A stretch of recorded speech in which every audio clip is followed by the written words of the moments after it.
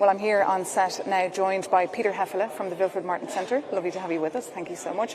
And our very own Jeremy Fleming-Jones from Euronews, who's overseeing our live blog and a lot of our digital coverage over the last few days. Thank you so much for being with us. What's your take on these elections? Well, it's a quite diverse picture. Many analyses have been made in a rather gloomy way. I would say the results are quite promising, despite the rise of the right and right extremist parties. I think many countries there's a higher interest in. But of course, local dynamics play very much into. Have we been too dramatic, do you think, the press? Well, I rather see the positive side first. There's a rising interest in Europe still. And, well, we have to tackle these challenges which come from different parts. And it's not only the right side. If you look into the German results, we have just seen there's the rise of a left populist party. This is a new challenge we haven't seen so far. Yeah. But, yes, these are topics, be it migration, be it distribution of wealth, to be tackled. And doesn't it show that people really want change, though? When you see these new surprises that Peter Hefele referred to there, people really do want to see something change. They're not happy, really, with the status quo. Indeed, I think there's an early narrative coming in from some of the early exit polls that the far right, while they're doing very well, are not perhaps reaching some of the feared expectations among the more centrist parties. But make no mistake, they are winning, and they are going to be the bigger bloc that make some big decisions in the next parliament in terms of where the groups are and how the reformulation of the groups go. So there is big change underway, even if some of the early indicators are not suggesting that they're sweeping the board quite as much as the media has suggested. Well, here we are tonight. That's why we're here tonight live until the early hours of the morning, bringing you all the latest as we get it. We're crisscrossing the continent as well, speaking to Euronews correspondents who are standing by in many European capitals tonight as well, here in the European Parliament. As you can see, a hive of activity behind me. With this, where I am now, essentially is normally a cafeteria where MEPs chit-chat and have their coffee or their croissant, and tonight it's been turned into different TV studios, all these channels bringing you the latest. And we already heard from Greece that 80% of the votes have already been counted, and we're already getting in some information on how the makeup of the Greek parliamentarians could look. They'll be sending 21 members of the European Parliament to Brussels. We can take a look now on our screens at how that could look. New Democracy, so they're coming up on top with 32%. New Democracy are affiliated with the CDU. They're part of the European People's Party, the so-called EPP, as we're referring to it here on the set. Syriza, the far left group, affiliated with the former renowned Alexis Tsipras, getting 18.2% there of the votes, and PASOK they're coming in third at 13.9%. Now these of course are just estimates, but as I said, and as we heard as well from Faye Duclery, our Greek correspondent, a little bit earlier, the votes, she already had figures, because it seems that 80% of those counts have already been totted up. So yeah, you can see there the centre is holding there, Peter. Yes, indeed, that's the good news, but increasing responsibility, because now it's up to the centre parties to stabilise the system, to deal with. Yes, there might be more options, and this is a thing we have to carefully see when we got the final results. And what we also will see is different regional dynamics. So countries which have not been so heavy-weighted might get a heavier weight in these coalitions. And your think tank, Martens, for transparency reasons, I must tell everyone, is affiliated, of course, with the European People's Party. Tell us what the plan is for the political party tonight. Where are you all meeting, and what is the mood at the headquarters? Well, first of all, we will celebrate becoming the largest party here again, and we feel this responsibility, of course, and we have set up clear criteria, of course, with whom we can forge a coalition. The modus, the way we will coalition forging, will be different in the future. This is what you referred to. It will be more difficult. It will be, I think, in my opinion, more topic-oriented, as less formal coalitions we had seen in the last legislation, but more focusing on certain topics. And that is a delicate issue, but see, that's only the Parliament. We have different dynamics in the Council, which has a different rhythm, so to say, and we will see larger challenges only next year. But this is a very complex issue and hard to predict. where we will end up. Hard to predict where you'll end up. And of course, Ursula von der Leyen is the so-called Spitzenkandidat, the lead candidate for the European People's Party. The current Commission President, the German lady, former German Defence Minister, her name, Jeremy, is actually not even on the ballot paper, but she of course hopes to become the next President of the European Commission. This is the so-called Spitzenkandidat. It's not of course in the treaties, but there is a line in the treaties that says that we should take into consideration the outcome of the European Parliament elections. As it stands now, with these results coming in, how does it look for Ursula von der Leyen, in your opinion? I think that she has a few challenges ahead because she's going to need to forge an alliance across the Parliament. And she's been making overtures to Giorgia Meloni's Italian Fratelli d'Italia party. I think that looks like it would be possible, but she endangers the coherence of the existing European People's Party in so doing. And I think that one of the dynamics which is going to be key to watch out for in the aftermath of these elections is not only how the new groups are formed and which alliances are made, but how the coherence of the existing parties remains intact. If you look at the European People's Party that von der Leyen is meeting this evening, I understand, in a hotel not so far away, the support she's receiving from the French members of the party seems a little bit tenuous at the moment. And, yeah, they didn't back her. I remember I was in Bucharest for the European People's Party Congress a couple of months back, and they didn't back her. We have seen that during the campaign already, so this is a huge task the for us. Right on her enormous issues, and yes, with the widening for coalitions, the prices go up. That will be a very delicate issue to balance these forces, and maybe a different way to rule, to govern, to communicate with the party. That might have been not always the case during the last 5 years. So this is a lot of things we have to take into consideration. And what about the European Conservative and Reformists, so the party of Brothers of Italy, the party of Giorgia Meloni? How would you feel about cozying up to them? Well, our partnership, Mr. Weber, has set up clear criteria that is pro-Atlantic, pro-European and pro-market economy. So as long as we can get along with some of these elements, I think we can forge a cooperation. Whether this will be a kind of formal coalition we have seen in the last legislation with the socialists or the liberals, I doubt that it will be the same mode of cooperation. But there are issues where we think there is a cooperation possible. It depends not on us. It really depends on how ECR, for example, will look like. And there are a lot of predictions. I have no idea for the moment how it will look like. Of course, because ECR, the European Conservative and Reformists, is made up of a lot of different parties. Some are Euro-sceptic, but others really far right. If you look at, for example, the Spanish Vox. Yes, indeed. I think that the ECR dynamic after the elections is going to be very interesting. I mean, at the moment, Meloni is holding that party together, but whether or not she decides to move out and accommodate Le Pen's group within it would be very critical. There is some suggestion that she might try to balance both by playing off the EPP on the one hand and also accommodating, having some kind of tenuous relationship also with the further right ID party. But I think that points to the potential for these groups to disintegrate in the way that we understand them at the moment and reform in ways in which they have much more supply and demand relationships between the different parties. And what's at stake here? I mean, why, in your opinion, are these elections so important? Well, the environment we are living in is dramatically changing. This is nothing which has started yesterday. So I think the long lines are clearly set out, and regardless how the coalition will look like, these challenges remain, and some answers have been given, well, more on the conceptual side. Now we have to deliver.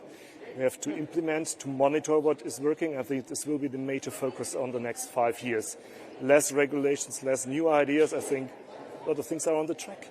Less new ideas. I mean, of course, the Commission, they love coming out with ideas. They come out with proposals constantly. It's like they're trying to race against the clock always. Is it too much? Should they do less and do it better, Jeremy Fleming?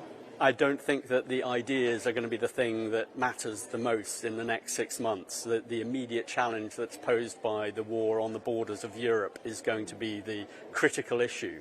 And if you look at the rise of the far right, which is one of the big narratives of this election, the way in which the different parties of the right view Russia, view the war in Ukraine, is going to be very important in the way that the parties and groups try and deal with each other. Look at the rise of the far right, which is one of the big narratives of this election, the way in which the different parties of the right view Russia, view the war in Ukraine, is going to be very important in the way that the parties and groups try and deal with each other. But there is going to be a significant attempt to try and accommodate that war, see if Europe can stand up to that war without a potentially Trump-led America. And I think that that will be the number one issue away from policy agenda, even on the climate, in the next 6 months. And Peter, in your opinion, what should be the kind of mantra of the incoming European Commission? I mean, the previous Commission was focused on being a geopolitical commission. Where should they focus their energies, the incoming Commission? Well, there's often the saying that now we have to dismantle this green transformation, other topics getting more important, such as defense or integration. I think we have to find different narratives. The rise of the right and the left is also related, that we have focused on a certain perspective, but we have not seen the full challenges of the transformation. And this is something, for example, for my party, to find a new narrative, to combine it with competitiveness, with innovation, and also social balancing. These are points which had been missing in the narrative over the last years. Well, there is still a chance to get people behind that idea of Europe and the transformations we're undergoing. Nobody will go back to old times. This is gone.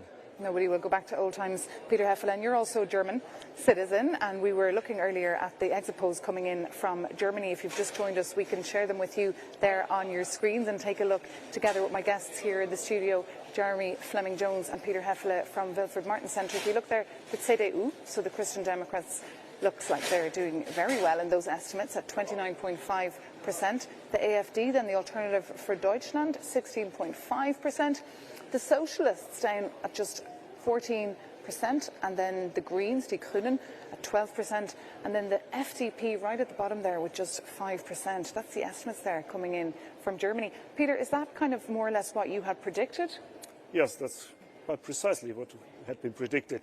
As much as we wish that European elections are not national polls, it is de facto a national poll on the work of the current government. And if you look into the numbers of the AfD, for example, you have to consider East and West Germany, which goes very much. AfD might be the strongest in the eastern part of Germany. That is a factor which you have to count in, and we will see it in the further elections in the upcoming months on the federal states elections. So that is something to deal with. It's not lost. Again, it is about delivering, having convincing narratives, and what we have forgot so far discussed, well, the youth indeed is an important factor, and I have heard, the youth is shifting to the right. I think this is not the right interpretation. Well, perhaps they are in other countries, like in France. We'll see a little bit later. We have our correspondent, our Paris correspondent. She's at the headquarters of Jordan Bardella's National Rally Party tonight, so we'll be checking in a little bit later with her, because, of course, Jordan Bardella has become a bit of a TikTok sensation and attracted a lot of youth. But as he said there in Germany, CDU doing very well, and you'll be celebrating with your colleagues a little bit later. We might, but we see the responsibility and giving voice to Germany. And, well, in the last years, Germany has not been really an engine in European integration. It hasn't, and that's why the rest of the continent have been pretty worried, because Indeed. Normally we look to Germany to drive, anchor the ship, and it's been a little bit missing, I must say, in the last while. But let's now head back over to our special correspondent, Shona Murray, who is in the hemicycle for us tonight, all night long till the early hours of the morning, bringing us the latest. Shona, I believe you have some real hard figures in your hand there. What can you tell us? That's right, Maeve. I think I can tell you for the first time we've seen the far right topping the poll in Austria, according to these exit polls, at 27%. That's the Freedom Party of Austria taking 27%, which will be around 6 seats. After that, you have the Socialists at 5 seats, and then the EPP, the People's Party of Austria, at 5 seats, the Greens on 2, and your New Europe on 2. So the first time round that we've seen the far right, and remember the Freedom Party of Austria sit with the ID group, which some people people would categorise as hard right. Moving on then to Cyprus, we have 6 seats to fill, and 2 for the EPP, 1 for the left, 1 for the Socialists, and 2 for others. So again, the EPP out on top there, nothing new. The turnout 50% in Cyprus. We don't have a turnout for Austria. And then you mentioned there Germany as well, Maeve, the AfD on 16.5% and 29.5% for the CDU, CSU, and the SPD on 14%. So we also can move then on to Greece, which we heard earlier, but just confirmation that the New Democratic Party, the party of Prime Minister Mitsotakis, is leading on 30% of the poll. He'll be happy enough with that, even if it is a reduction in what he got in the national figures. But again, it brings the EPP to the top at 8 points, and after that is Syriza on 4 and the S&D on 3 seats. So a good day for the EPP. That seems to be really rolling in, and situation in Greece is, as we said, the Mitsotakis, I'm sure, will be very happy with that 30% of the poll. Maeve?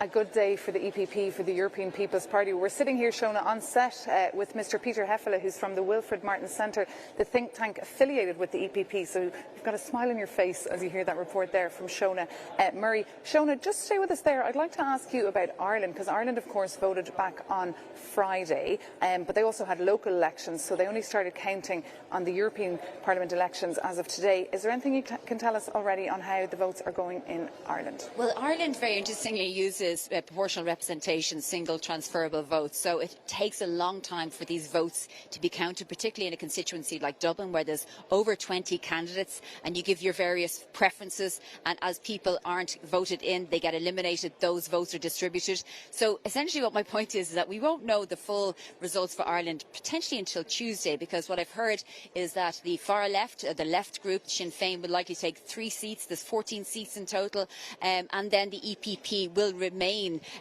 potentially one of the largest parties in the country in the local level and will keep around 3 seats. The Greens could lose their seats. They may even just have 1 seat returning, potentially 0 seats, and it's possible that the S&D, the Labour Party, will take 1 seat. Even though there was similarly an assessment or concerns or predictions about the rise of the far right in Ireland, that is one country where it has not materialised. In the local elections, potentially, we were talking about nearly 700 seats being filled, there might be 1 or 2 or 3 or 4 candidates max. But when it comes to the European elections, there's just one candidate that is in the fight for the 4th seat in Dublin, a sort of a hardline radio shock jock guy. But it's not definite that he's going to take that seat. So in Ireland, it slightly bucks the trend, although the EPP, again, reigning supreme. Maeve?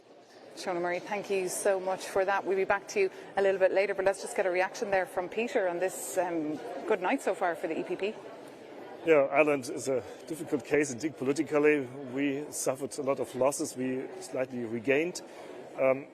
If you look to Ireland's policy, for example, in the defence, and there is an issue with the neutrality, an issue, by the way, which is similar to the Austrian case. That remains a tricky thing, which we have to deal politically with. And yes, our member party, the ÖVP, has been driven largely by domestic considerations.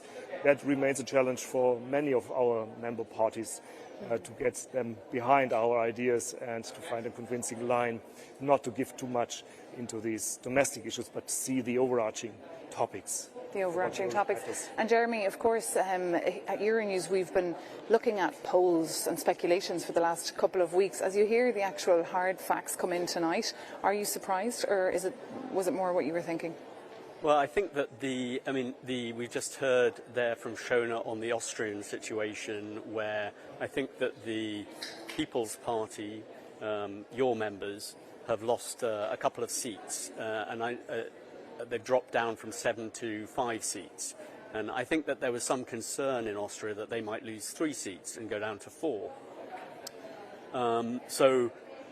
The picture there is one of the EPP holding on to its core vote in some areas, not quite as much of a surge to the far right as was expected. But nevertheless, the picture again in Austria is that the Freedom Party have doubled their seats from 3 to 6. And so even if they haven't done quite as well as expected, doubling your seats is not bad for a far right party. And I would expect that that picture might continue to develop as we see other results coming in this evening. Well, as soon as we have those results, we will keep you posted. We're also live blogging in 9 different languages. Our team here at Euronews won't be getting any sleep. They'll be bringing you all the latest. You can also download our app, our Euronews app. We're also live as well all night on YouTube, and also bringing you lots of content on our social media platforms. And as I told you earlier, we have correspondents in many capitals all across the continent, and tonight we'll be crisscrossing to all of them to hear what's at stake for their country and what are the big issues voters have been thinking about when they went to the polls in the last 4 days. And on that note, we can head over now to the streets of Paris, where our France correspondent Sophia Katsenkova is standing by for us. Sophia, so lovely to have you with us. Thank you so much for joining us on this live election special. Can you tell us really what the latest is when it comes to these elections in France? So I'm currently standing in front of a polling station in the center of Paris. We're just a couple of 100 meters away from the Eiffel Tower. And I just spoke to the staff that told me that right now at 6 p.m., they are expecting a voter turnout of 50%. That's really high compared to the national average. But another thing that's interesting is that the Ministry of Interior published at 5 p.m.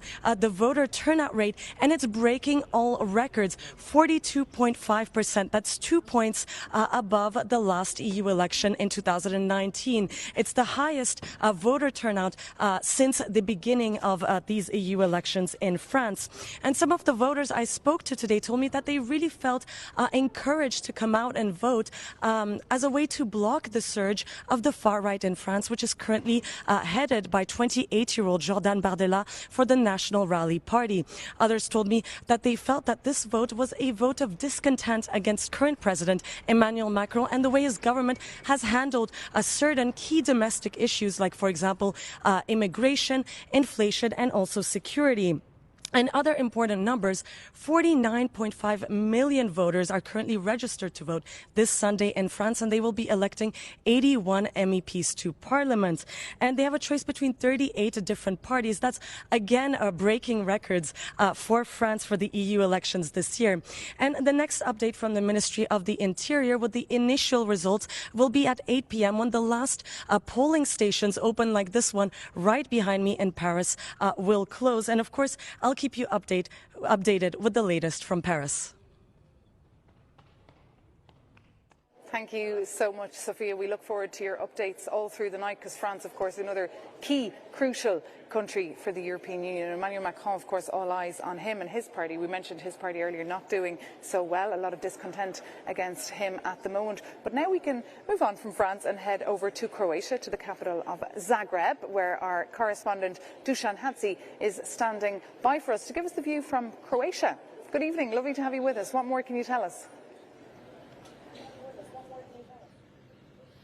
Well, the Croats are also voting today, but the turnout today is pretty low. It's lower than it was 5 years ago, and it's expected now. The official result, well, the official predictions and the official numbers about the turnout until now are about 15% up until 4:30 p.m. So we could say that until the closing of the polls, which is going to happen at 7 p.m., we can probably expect somewhere around 20%, maybe a little bit more than 20% of that turnout. So the Croats are pretty uninterested for these elections, and I suppose, and I know because I talked to many Croats over the past few days here in Zagreb.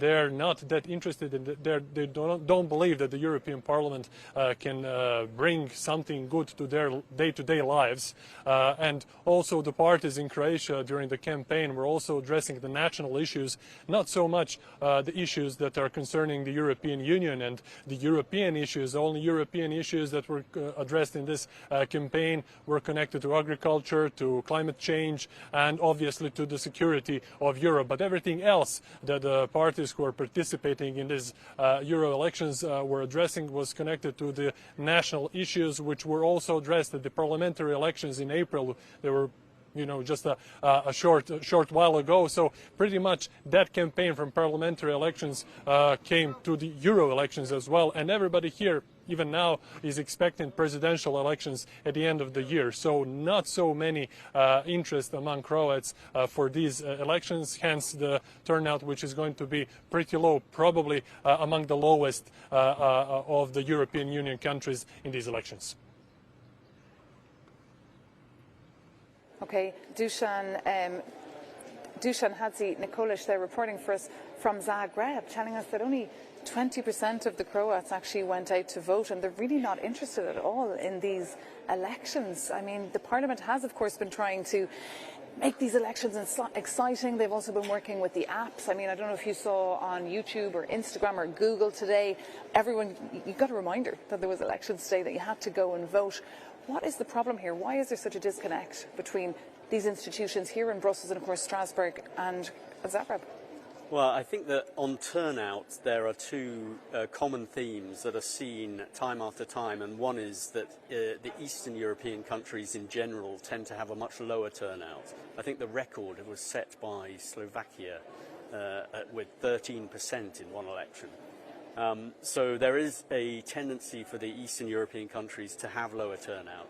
It was mentioned there that there was an election quite recently, also in April, and I think that it has been noticed by electoral officials that when you hold a national election or two large elections in close proximity, you can get electoral fatigue, which also can depresses turnout. So it could be that there are specific issues there. We heard from the French correspondent that turnout seems to be up.